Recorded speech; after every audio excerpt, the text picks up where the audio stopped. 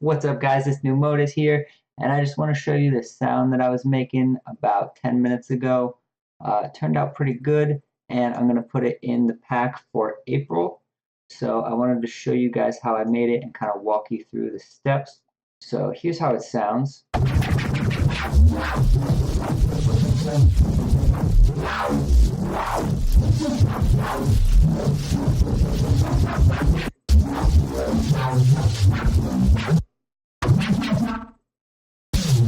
So basically I pretty much started off in Serum, and I will mute everything so that I can just walk you guys through everything I did, although I don't think everything was quite in this order. So this is the resample, but this is how the original sounds.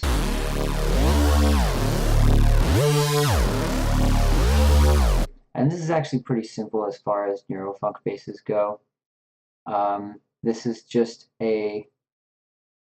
is literally the Native Instruments massive sine square wave, which is turned mostly up to square, and then it's frequency modulating just the regular saw wave. The sub is on with kind of the rounded sine wave as well.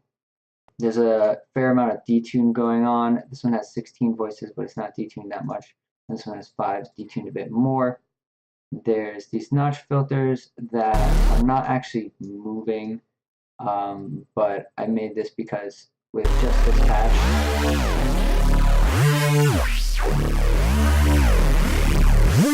you can get some very cool sounds out of just this Serum patch. So I'm going to include that with the presets for April as well. We've got this basically very, very quickly modulating the pan of the sine square wave, making this a lot wider. So if you can see that line, this is at 1/64th notes it's modulating, so that's very fast. Then we've also got this modulation basically with the chorus, and what I do is turn the mix all the way up, turn the low pass filter all the way up so it's affecting the whole sound. You could also click here, this is a little trick in Serum, you can click to turn it into a high pass filter.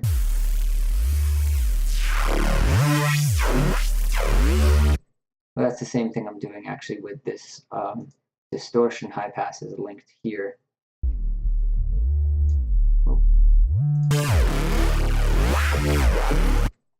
Which I think gives you a better tone than just using a high pass in the filter, either with this one or the one over here.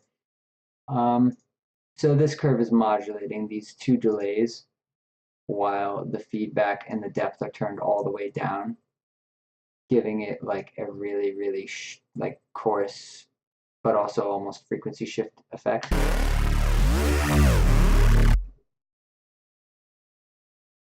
So one thing I failed to mention about this sound is that I'm making it for a specific remix that I'm working on, and I know that the chord progression goes D, C, A, and then F, and then A sharp.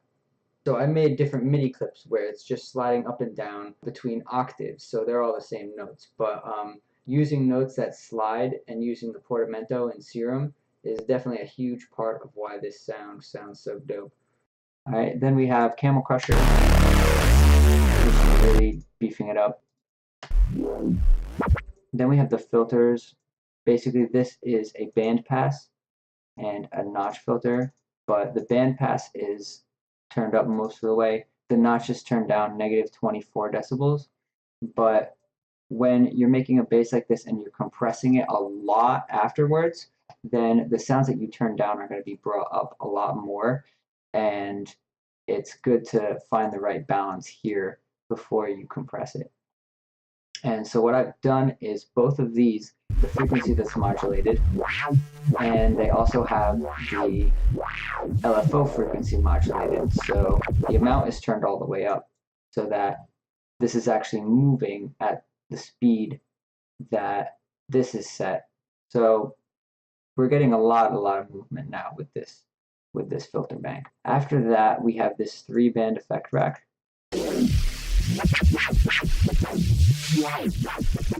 And this is the same one I showed you how to make in the other video about instrument racks and effect racks. Pretty much we just have nothing on the lows, we have on the mids, we have a bit of chorus, and actually 2 choruses. I don't know if I meant to do that.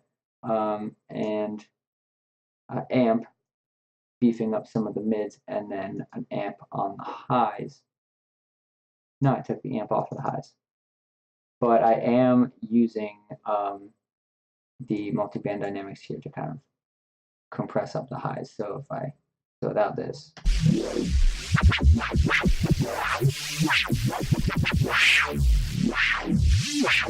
Just to give it more energy.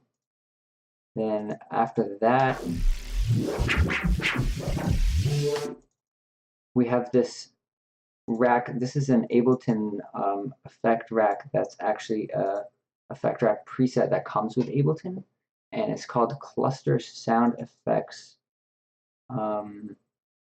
If I hit this, we can flanger pong, that's what it's called.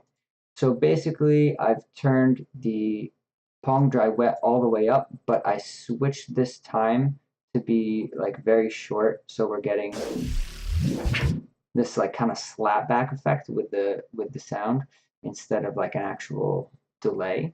And then I messed with the settings here a bit, but not a lot. You know, it's just you kind of make it so that it sounds how you like it. Then I've got some multiband compression where it's ducking most of the low mids here because that area tends to get muddy when you're doing stuff like this. Then I have a saturator plugin, which is not doing a lot, but it's kind of adding this growliness to the low of it, which is why I like this plugin, and I tend to use it at least a little bit on most of my basses. And then after that, I have lots of heavy glue compression. Threshold is all the way down, makeup is all the way up. And it just smashes the sound before I actually resampled it. Then while I resampled it, I had these 2 macros on the filtered, which are connected to the frequency and the LFO rate on both filters. And they're mapped slightly differently, the frequencies, but the rates are the same, so that they're moving at the same rate all the time. And I just messed with those while resampling. And then after resampling, I added some sausage fattener and then a bit of EQ. And then I used this multiband imager rack, which we made in that tutorial as well about instrument racks and effect racks. And basically, this is actually doing a lot. If we listen to what the resample sounds like.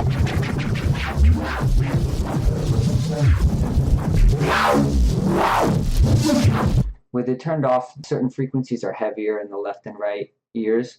So I kind of use this to balance that out a bit more.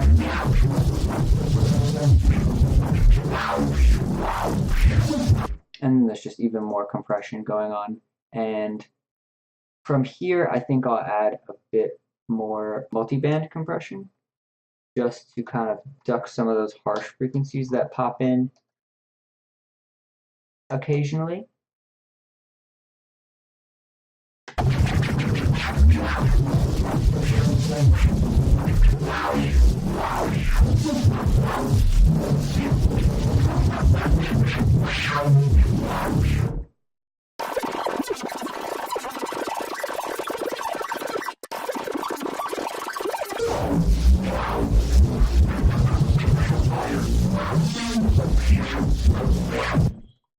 And I know it may not sound great as a whole, but I intend to use this as just little snippets inside of a song. So like pieces like that, they'll sound really good if you're just putting it as, you know, that much of a piece in a drop and then going back to kind of the main riff. Usually you don't want to use this type of sound entirely in a drop. Usually I'll make the main drop sound inside of the track instead of going into a different section to design something, just because you don't want the main sound of the drop to be too complicated. You want it to be something that people can follow, at least for my music, because I make kind of melodic drops. So anyway, that's how I made this sound. Hope you guys learned something from that. If you're part of my Patreon team, you'll be getting this sound and the preset in early April when the pack comes out, and it'll include a ton more samples and presets that I make this month. So stay tuned for that. And that's the end of the video. Peace out, guys. Thanks for watching.